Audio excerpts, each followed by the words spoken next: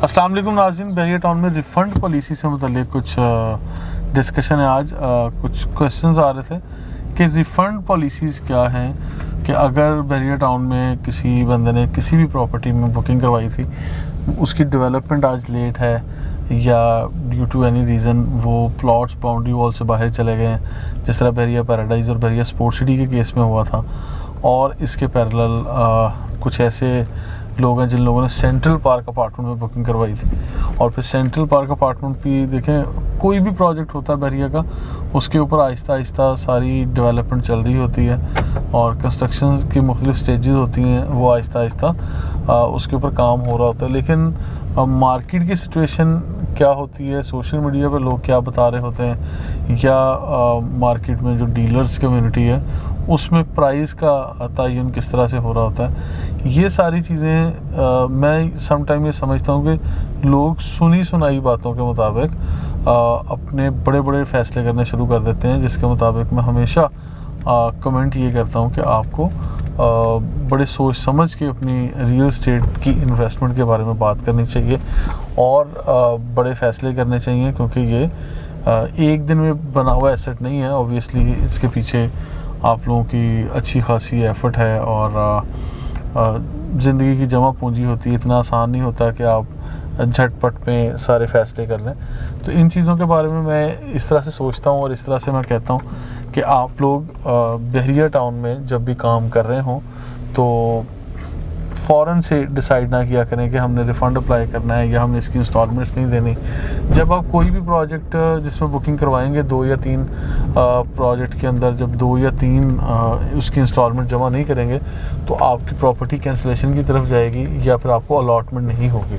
तो आपकी प्रॉपर्टी का जो पर्पज़ था यहाँ बुकिंग करवाने का, तो ऑब्वियसली वो पर्पज़ ही ख़त्म हो जाएगा। तो अब मैं मशवरा क्या देता हूँ कि आप लोगों के एक तो किसी भी प्रोजेक्ट में जहाँ आपने कोई बुकिंग करवाई हो या कोई प्लान किया हो तो उसको बिल्कुल मुकम्मल करें, पाए तकमील तक पहुंचाएं, और अगर नहीं तो फिर आप इनिशियल स्टेज पे उन चीज़ों से निकल आएँ, यानी डिसाइड कर लें, बैकआउट कर लें। अगर आप ऐसा नहीं कर पाते तो फिर आपकी अमाउंट, आपकी इन्वेस्टमेंट स्टक हो जाती है।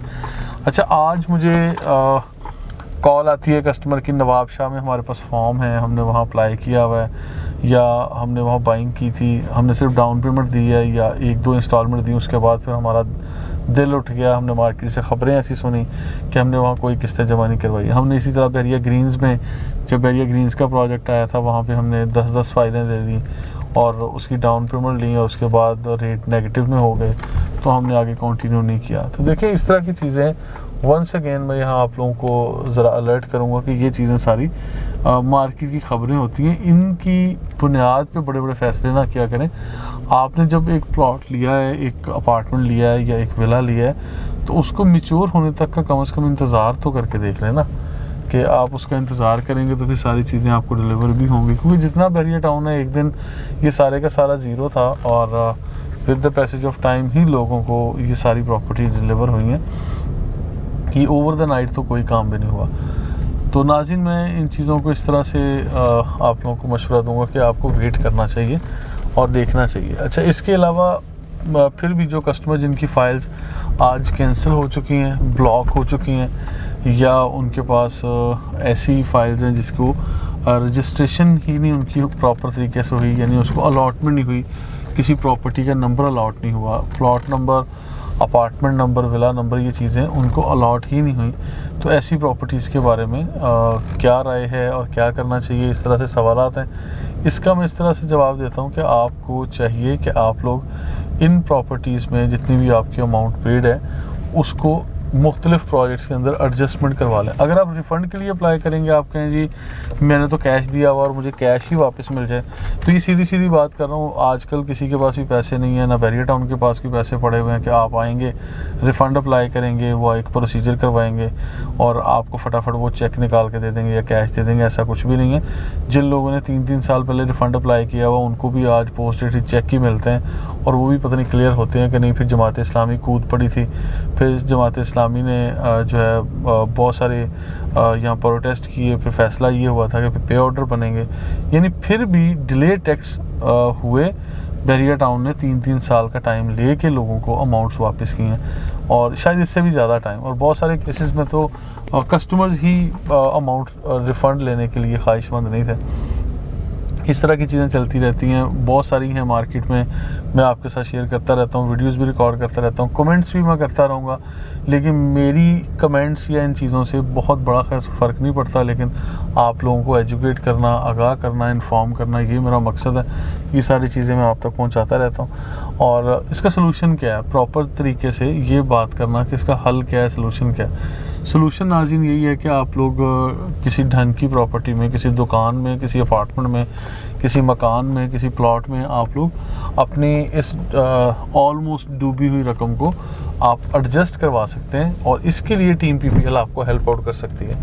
तो जिस तरह से वीडियो का टाइटल था कि आप लोगों की रिफ़ंड पॉलिसी क्या है, तो रिफ़ंड पॉलिसी बैरिया टाउन की तो कोई इतनी खातिर खा फेवरेट नहीं है। मैं सीधा सीधा बता रहा हूँ कि आप को ट्रक की बत्ती के पीछे लगना पड़ेगा और लंबा चौड़ा इंतज़ार करना पड़ेगा, और उसके बावजूद फिर भी देखना पड़ेगा कि वो आपको टाइमली पेमेंट्स करते हैं, नहीं करते, या उसमें भी कितना लिंगर ऑन करते हैं। और फिर आप लोगों का मतलब आपकी बारी भी आती है कि नहीं जल्दी, क्योंकि आपसे पहले 2, 2.5 साल, 3 साल पहले जिन लोगों ने रिफ़ंड के लिए एप्लीकेशन दे दी थी, अपने डॉक्यूमेंट सरेंडर किए थे, उनकी अभी टर्न नहीं आई, तो आप लोगों की इतनी जल्दी कैसे आ जाएगी। खैर ये सारी वो चीज़ें हैं जो मैं आपके साथ शेयर करता रहता हूँ, ताकि आप लोगों को ये इन्फॉर्मेशन मिले, या इस तरह की अप टू डेट आप रहें कि ये चीज़ें एक दिन में होने वाली इतनी आसान नहीं है। तो लिहाजा अब यहाँ पे प्रोजेक्ट बनते हैं, जिस तरह ये सामने ऑफिसेज बन रहे हैं, अपार्टमेंट बन रहे हैं, ये बिल्डिंग्स आप लोगों को नज़र आ रही हैं मेन जना एवेन्यू पे, मेन गेट के करीब। आप लोग किसी भी ऐसे प्रोजेक्ट में एडजस्ट करवाएं जो इस तरह फिज़िकल फॉर्म में बन चुका है। ऐसे प्रोजेक्ट में ना जाइएगा जिसका आज वजूद ही नहीं है, और कोई भी आपको ये कहे कि हाँ जी अभी इसके ऊपर ये ज़मीन का टुकड़ा है, यहाँ पे हमने ये बैरिकेड लगा दी और अब यहाँ पे जी दिनों में बिल्डिंग बनने लगी है। तो ऐसी प्रोजेक्ट से आजकल आपने अवॉइड करना है। इसका भी बेहतरीन टाइम आज से पहले भी था और आइंदा भी आएगा, लेकिन बेहतर टाइम आने का आपने इंतज़ार ज़रूर करना है। जल्दबाजी में आपने फ़ैसला नहीं करना। ये ज़ुराको टावर नज़र आ रहा है मेन जना एवेन्यू के ऊपर, बड़ी ज़बरदस्त, बड़ी खूबसूरत फ्रंट एलिवेशन के साथ ये बिल्डिंग है। इसके अंदर ऑफिस मौजूद हैं, इसमें भी मैं आप लोगों की एडजस्टमेंट करवा सकता हूँ। मुख्तलिफ फ्लोर हैं, ऊपर 9वां, 10वां, 11वां, इस तरह से कुछ ऑफिस की ऑप्शंस हैं हमारे पास। उसमें आपकी प्रॉपर्टीज़, फाइल्स और इन चीज़ों को भी एडजस्ट किया जा सकता है। तो खैर आप लोग हमारी टीम से रब्ता कर सकते हैं, स्क्रीन पर नंबर दिए गए हैं। बिल्कुल उसी तरह हमारी टीम से मशवरा करें जिस तरह मार्केट में और BCO लोगों से आप मशवरा भी करते हैं और गपशप भी करते हैं। मज़ीद इन्फॉर्मेशन के लिए, अपडेट के लिए हमारे साथ रहिएगा। Thank you so much.